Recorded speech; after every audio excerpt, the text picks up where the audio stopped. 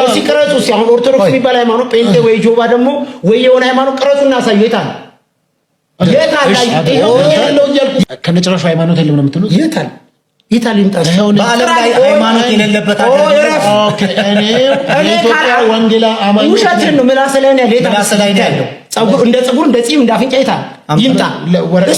የምን ወረቀት ላይ ወረቀት ነው ጽሁፍ ነው ፊደል ነው ሁላችሁ እኮ እንግዲህ ሁሉንም ተረቀላችሁ እንከን ነው ማመጣው ምድረ ማመጣው ስለሌለ እኮ ነው ቢኖርጣው አንተ ታሳይ ነበር አሁን ሞባይል አምጣ ከተባልክ ሞባይልን ታሳያለህ የሆነ ነገር አምጣ ከተባልክ እስክሪብቶንም ታሳያለህ አለኝ የምትለውን ነገር ምላስ ላይ ያለው የከታተው ችግር አይደል አለ ሃይማኖታችን የጠሙኑ ጋር ጎበጥረቱልን እኔ አሁን እዚህ ሚዲያ ላይ እዚህ ቀረጹ ሲሆን ኦርቶዶክስ የሚባል ሃይማኖት ጴንጤ ወይ ጆባ ደግሞ ወይ የሆነ ሃይማኖት ቀረጹና ሳይየታል የታል ይሄው ያለው ይልኩ ያንተ ሰውነህ እኔም ሰውነት አለ የታል የምትለው ሃይማኖት ቲክቶክ አለ ተቋማቱን የፈለከው ተቋማቱ ሳይሆን እስቲ አየር ላይ እንደ ንፋስ እንደ ውሃ እንደ መኪና እንደ ቤት እንደ ቃ የሚጠቅም ሆኖ የታል አንተና እኔ ቆይ የምንኖርበት ላውራ ምንም አንኖርም የምንኖረው ባየር ነው ባየር እኮ ነው የምትኖረው ባየር ነው የምንኖረው የታል ምግብ ነው የምትኖረው አሁን ነው በመተለው ነው እንደምትኖር ሰው በሚበላ ነው የሚጠጣ ብቻ አይኖርም በሚበላ የሚጠጣ ነው እኮ ነው ይሄ ራስህ የሚበላው የሚጠጣው አንተ ራስህ እኮ ነህ ቆይ ወንድሜ ሲል ነገር ላውራ ነው ይሄዱ ቀጥሉ የሚበላ የሚጠጣ እናንተ ተቀይራችሁ ትሄዳላችሁ ወይ አጋንንታችሁ ችግር የለም በቃ ችግር የለም የኛ አጋንንት ካለም የሁላችን ነው እስጌርም ከሆነ የሁላችን ነው ተለይቶ አጋንንት የለም ስለዚህ የሚበላው የሚጠጣው አየሩም ቲማቲሙም ድንቄ ዓለም ላይ የምንለው ምግብ እሱ ወገብ ውስጥ ገብቶ ነው ለማህፀን ሰጠ ተገጣጥሞ በትብት በኩል ፈጣሪም ካለ አይን ጆሮ አፍንጫ የሰጠ በትብት በኩል ምግብ ነው ያ ምግብ ደግሞ ኦሮሞም አማራም ጴንጤም ጆባም እስላም አይደለም ምግብ ይሄን አካል አምጥቷል ይሄን እየበላ ነው የምትኖረው ፈጣሪ የምትለው ወላጅ የምትለው ምንም የምትለው በዚህ በፍጥረት በአይደንቲቲ ውስጥ ይኖራል እንጂ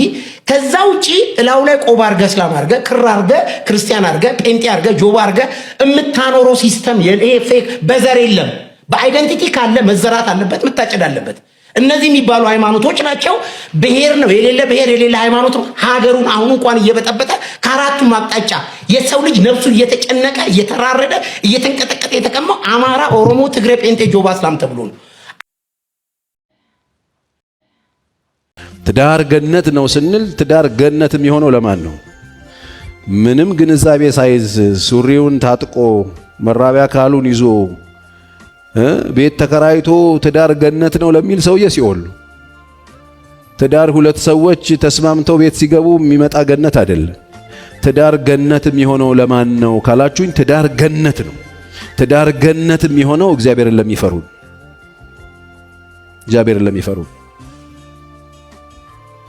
እግዚአብሔርን የማትፈሩ ሰዎች በምንም ታምር በትዳራችሁ ደስተኛ መሆናችሁ ለዚህ ነው በቅንፍ 128 መዝሙረ ዳዊት ላይ እግዚአብሔርን የሚፈሩ በመንገዶቹ ይሄዱ ይላል እግዚአብሔርን የሚፈሩ በመንገዶቹ ይሄዱ የድካምን ፍሬ ትበላለህ ይላል አንደኛ ከዛ ሚስትህ በቤት እልፍኝ ውስጥ እንደሚያፈራ ወይን ናት ይላል የተባረከች ናት የወይን ጁስ ናት ስናፍጭ ምናምን አይደለም አንተ እንዳልከው ሚጥሚጣ ምናምን ጆንያ አይደለም የወይን ጁስ ናት ለማን ነው ሲባል እግዚአብሔርን ለሚፈራ በመንገዶቹ ለሚሄድ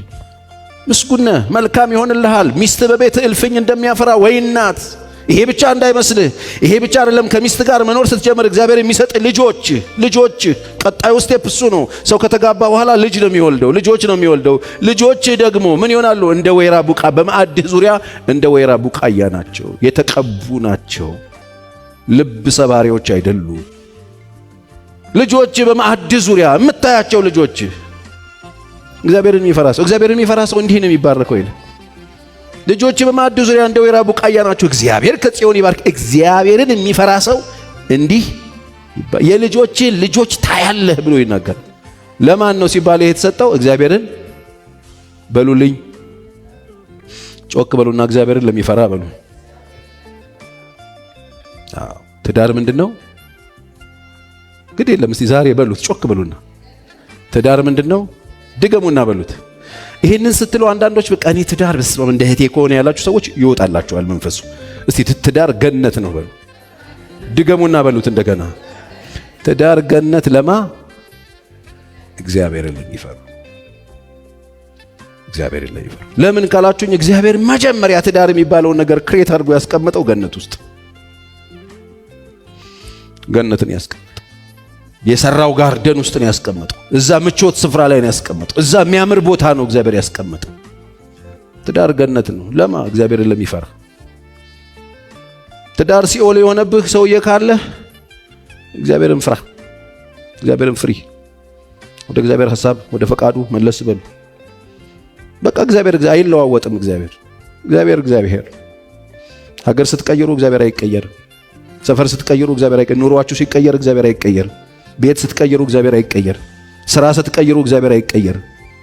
ፕሮፌሽን ስትቀይሩ እግዚአብሔር አይቀየርም። የብዙዎቻችን ችግር ሰፈር ስንቀይር አምላክም እንቀይራለን። እግዚአብሔር የሚሰራው የድህነት ሰፈራችን ብቻ ይመስለናል። አገር ቤት የሚሰራ ከሀገር ውጭ የማይሰራ የሚመስላቸው ብዙ ሰዎች አሉ። እግዚአብሔር የሚፈራው ሀገር ውስጥ ብቻ አይደለም፣ ከሀገር ውጭም ይፈራል።